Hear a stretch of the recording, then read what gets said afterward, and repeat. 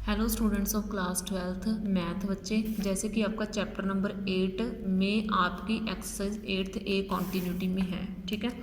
जिसका आज बेटा मैं आपका क्वेश्चन नंबर 4 उठाने वाली हूँ, जिसमें क्वेश्चन नंबर 4 में है क्या बेटा, find the area of the reason.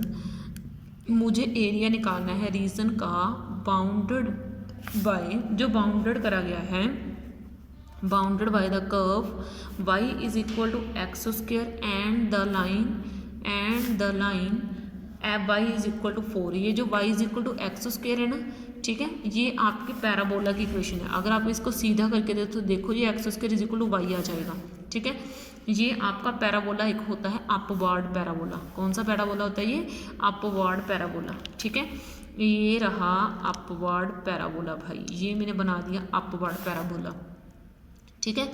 और उसके बाद एक लाइन चाहिए y इज इक्वल टू 4। मान लो यहाँ पे y इज इक्वल टू 4 है, तो आपने इसकी सीधी लाइन लगा देनी है ऐसे। ये लो मैंने इसकी एक सीधी लाइन लगा दी, y इज इक्वल टू 4, ठीक है।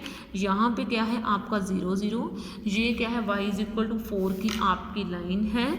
यहाँ पे मैंने इसको O का नाम दे दिया, इसका B का नाम दे दिया और इसका कैपिटल O का नाम दे दिया, ठीक है। तो आपने करना क्या है, इसका नाम मान लो मैंने सी दे दिया, आप कुछ भी नेमिंग कर सकते हो।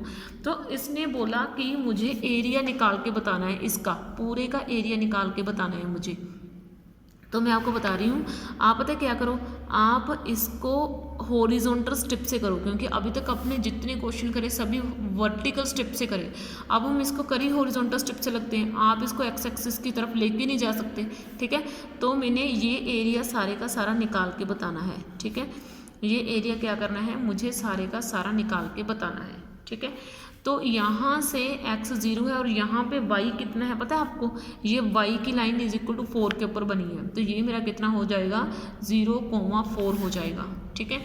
और मैंने ना आपको एक पॉइंट समझाया हुआ है B पॉइंट, कि अगर आप हॉरिजॉन्टल स्टेप, ये देखो ये वाला पॉइंट मैंने समझाया हुआ है। जब आप हॉरिजॉन्टल स्टेप लगा रहे हो तो आप क्या करोगे, यानी कि y एक्सिस के ऊपर आप किसी कर्व का एरिया निकाल रहे हो, तो वहाँ पे मुझे y की लिमिट चाहिए।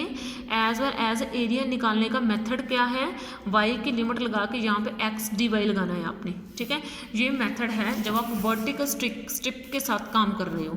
तो a इज इक्वल्स टू यहाँ पे एरिया क्या आ जाएगा, यहाँ पे मुझे y की लिमिट चाहिए, और y की लिमिट पता है आपने कैसे निकालनी है, ठीक है। y की लिमिट आपने निकाली है यहाँ से लेके यहाँ तक सारी लिमिट, क्योंकि आपने अर्क का एरिया निकालना है ना, ठीक है, पूरे का एरिया निकालना है। तो यहाँ से लेके यहाँ तक आपने जाना है। तो यहाँ कितना है 0, y का पॉइंट देखना है आपने, x का पॉइंट नहीं देखना। तो y का कौन सा है 0 और यहाँ पे y का कौन सा है 4, तो ये कितना आ गया 0 से लेके 4, समझ में आया। ये आ गया आपका 0 से लेके 4, और यहाँ पे आपका क्या आ जाएगा, यहाँ पे आ जाएगा x dy, ठीक है। समझ में आई आपको बात बच्चे, ये आ जाएगा 0 से लेके 4 और यहाँ तक आपका क्या आ जाएगा x dy, ठीक है बेटा। उसके बाद आपने क्या करना है नेक्स्ट, तो देखो बेटा उसके बाद आपने क्या करना है, ये मैंने यहाँ पे x की वैल्यू डालनी है, ठीक है। x की वैल्यू कहाँ से निकलेगी, आप कर्व की इक्वेशन उठा लो, x square is equal to y, तो x की वैल्यू वहाँ से निकल जाएगी √y, ठीक है। तो यहाँ से मेरे पास क्या निकल गई, x की वैल्यू निकल गई, ठीक है। तो कैपिटल A मेरे पास कितना आ गया 0 से लेके 4 तक, यहाँ पे x की वैल्यू डालोगे तो ये आ जाएगी √y और ये मेरे पास आ जाएगा dy, ठीक है। तो इस तरीके से बेटा मेरे पास ये निकल जाना है, ठीक है, √x √y dy, ठीक है। ये मेरे पास इस तरीके से निकल जाएगा। तो इतना निकालने के बाद अब आपने इसकी इंटीग्रेशन कर देनी है, ठीक है। y को क्या मैं हाफ लिख सकती हूँ और इसमें 1 पावर ऐड करके, तो ये मेरी क्या बन जाएगी, इसकी लिमिट बन जाएगी। ये आपको पता है 1/2 रिवर्स करके इधर लेके आओगे तो ये सॉरी बेटा यहाँ पे 1/2 + 1 आना है, और ये आपका 3/2 बनेगा, तो 2/3 होकर रिवर्स आ जाएगा। ये 3/2 है, 0 से लेके 4 है, ठीक है। तो आपका आंसर आ जाएगा 2/3, 4 की पावर 3/2, ये आपका आंसर आ जाना है, ठीक है। स्क्वायर यूनिट्स, ये मैंने एरिया निकाल दिया इस तरह की कर्व का, ठीक है। मतलब बिल्कुल सिंपल है, इजी है, इतना डिफिकल्ट कुछ नहीं है, ठीक है। अब मैं ना आपको थोड़ी सी इन्फॉर्मेशन दे देती हूँ किसके बारे में, एलिप्स के बारे में, कि एलिप्स क्या होता है, ठीक है। आपको एलिप्स के बारे में बता दे रही हूँ कि एलिप्स कौन सी चीज़ होती है। एलिप्स होता है, एलिप्स ऐसी शेप होती है भाई, आपने +1 में रीड करा हुआ है, इसको बोलते हैं एलिप्स। जो मैं आपको अब समझाने जा रही हूँ ना, वो एलिप्स होता है आपका। तो अब बेटा जो मैं आपको समझाने जा रही हूँ ये आपका एलिप्स होता है, ऐसी शेप होती है एलिप्स की, ठीक है। सिर्फ एलिप्स के बारे में आपको आज मैं समझाऊंगी, इसका एरिया वगैरह कैसे फाइंड करना है वो मैं आपको कल बताऊंगी। और जो एलिप्स होता है ना, इसकी इक्वेशन क्या होती है, x² + a² + y² = 1।